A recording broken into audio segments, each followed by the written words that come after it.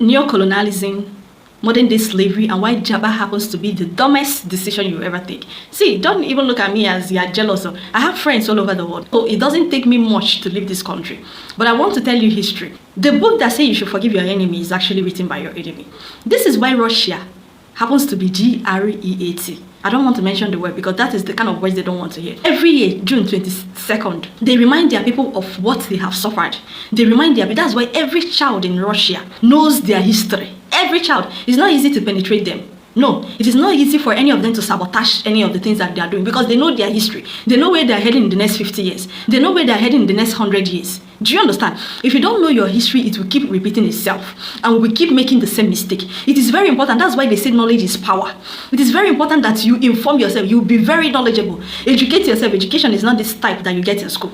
You need to educate and equip yourself. This is the only time that you become powerful. This is the only time you become emancipated. If you are doing something, you know why you are doing it. See, some time ago, a guy came to my DM, okay, and he was like, as a wine, he called me as a wine, that I should tell him what he would do to pass an interview. And he have done the first and second stage of the interview. They are on the last one, that he needs me to tell him what he would do so that he will secure the job. He will pass the interview and secure the job. And I told him, my dear, you don't need to do anything. You don't have to do anything. Just leave it. If you get the job, fine. If you don't get it, no problem. Look for something different. I told him that the problem we have is that we don't have enough job. We do not have enough jobs. See, this is what the system does to you. You see this political, religious, and educational system. This is what it does to you. You will always be in conflict with others. You're always fighting. You're always competing. You want to be ahead of other people. That is why crime, contemporary social vices is so high in this continent, in this country. We are always in conflict with one another. This is why you want to harness forces or go outside of your nature to do something to manipulate or to be ahead of others. It's because we don't have job. There is no job in this country. I was like, why? Have you ever asked yourself why our people, our brothers, our sisters that did not even finish primary school, the people that left this country, they have job. They are the ones that are sending money. They are the ones that are sponsoring us. They have job out there. The only thing they need to do is to go for training. Because the job, there's company, there is always something to do. Have you ever asked yourself this question? The problem is that we do not create jobs. We don't have jobs here. Instead of creating jobs, we are building churches where we go to work for free. All these churches that we are building, the only people that benefit is pastors and their families. They're the ones that benefit. You do not benefit anything from these churches. I want to tell you people two histories. Because sometimes you see people saying, what did your ancestors do? We'll give you history that happened outside here and here in Nigeria, in our land, Anibo.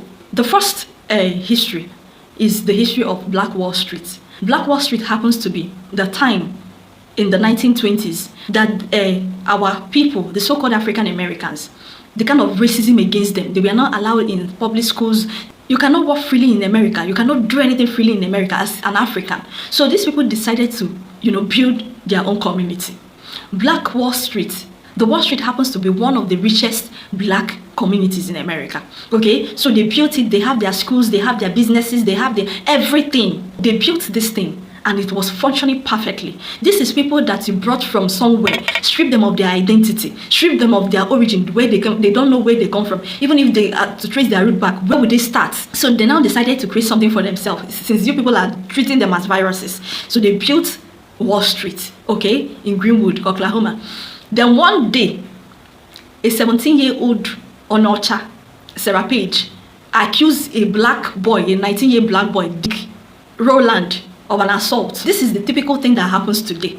A lot of Africans, African male, a lot of them, maybe go for true in yes, because almost something in getting nearby. If we immediately they will bring the video down.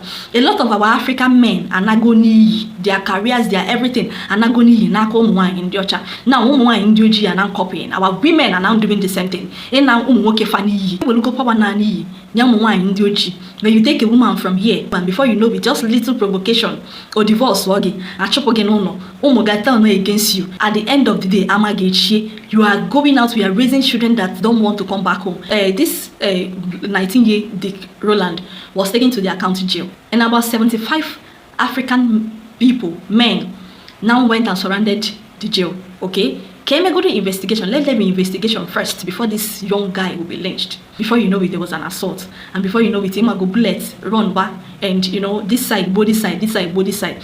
At the end of the day, the blacks were outnumbered. They have to retreat and go back. Do you know that these people, it's not just stout. It is not just, it's these people, even the ones that were working in government, they came and brought it down. This is the image you are looking at. They destroyed the Black Wall Street. All the things they had was brought down to ashes.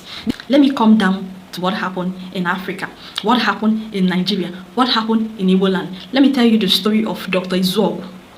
Dr. Izuogu, who happens to be an electrical engineer, a professor in the Federal Polytechnic Nekede. Dr. Ezekiel Izuogu from Akokwa, Imo State. This man, Dr. Izuogu, invented and built the first car, locally made car. Everything, 90% of components of the car was locally sourced. He launched this car in Izuogu in 1997. This car, it was so powerful that the British people call it an African dream machine. Military head of state then, Sani Abacha, set up a panel to ascertain if the car is roadworthy. After everything, the committee endorsed his project, his invention. All thanks to late General Ladipo Dia, he was the person that was pushing it. Because he understands the industrial revolution this man was trying to create for Igbos, for Nigerians at large. So, at the end of the day, Sani Abacha now promised to give him 235 million naira to set up his business. Keep in mind that this invention was done 5 years before the Indians produced their own car that is called Indi. In 1998, Sani Abacha died without fulfilling his promise. His successor, who happens to be Absalam Abubakar, ignored the project totally. In 2006, South African government invited Dr. Izuogu to come and display his car, his invention, in the presence of world-class engineers. After the display, it was perfect, everything was fine. So they now invited him to come and set up his plant, his motor plant in South Africa.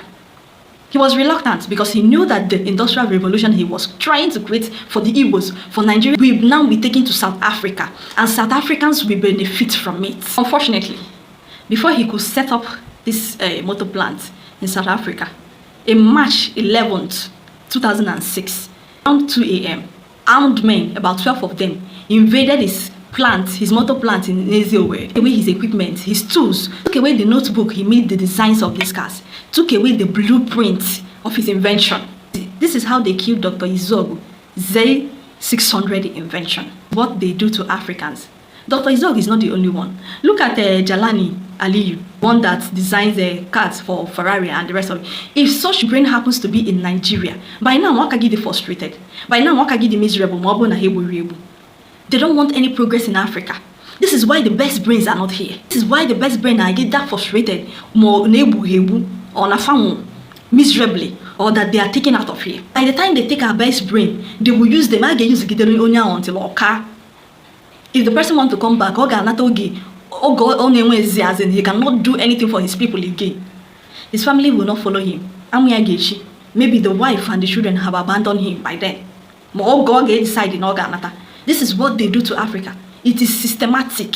It is deliberate. Have you ever asked yourself why the only industry, why the only place that prospers in Nigeria, in Africa, is music industry, the movie industry, your so-called celebrities?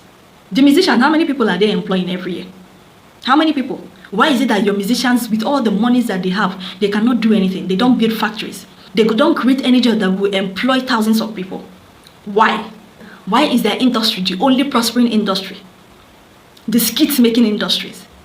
I make skits, so I know what I'm talking about. At the end of the day, what they use their money to do is to acquire luxury. A go moto. If we talk, you tell us that we are jealous.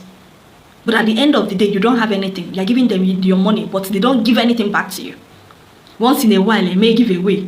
Near few people, they go have a ice cream. They go have a phone. They go take your oaths. People that have joined fraternities, Illuminati, Freemason, all these fraternities that were invented by Indiocha, where they endorse them, where they initiate them. At the end of the day, they cannot do anything back home. They cannot do anything for their people. They cannot create anything. No employment. This industry is the only progressing industry. They have taken oaths. If any of them even try to do things, if they even try to do something, the fate of MES Action, aka Nipsey Hussle, will be their fate. A war for Nipsey will Nipsey. They don't want you to do anything for yourself. They don't want you to progress. When our government supports the invention of Dr. Izuogu, there will be companies scattered all over Nigeria that we produce our own cars. Why they allow these people, all these car manufacturing plants, therefore, why they allow them is because their materials are not locally sourced. They bring all the materials, they buy all the materials from outside. What they do in Nigeria is coupling. This is the only man that 90% of his materials are locally sourced. At the end of the day, it's business. Our people, when they bring all these cars, or even buy from them, they will use millions to ship them down. The shipping money is going to who? Then when it comes down to Nigeria, our own people that they are using against us are now millions to clear it. Business. They don't want you to prosper. They don't want you to succeed. They want the slavery to continue. They want it to continue. That is what they are doing to you. Know your history. Be informed, be educated. Think or think.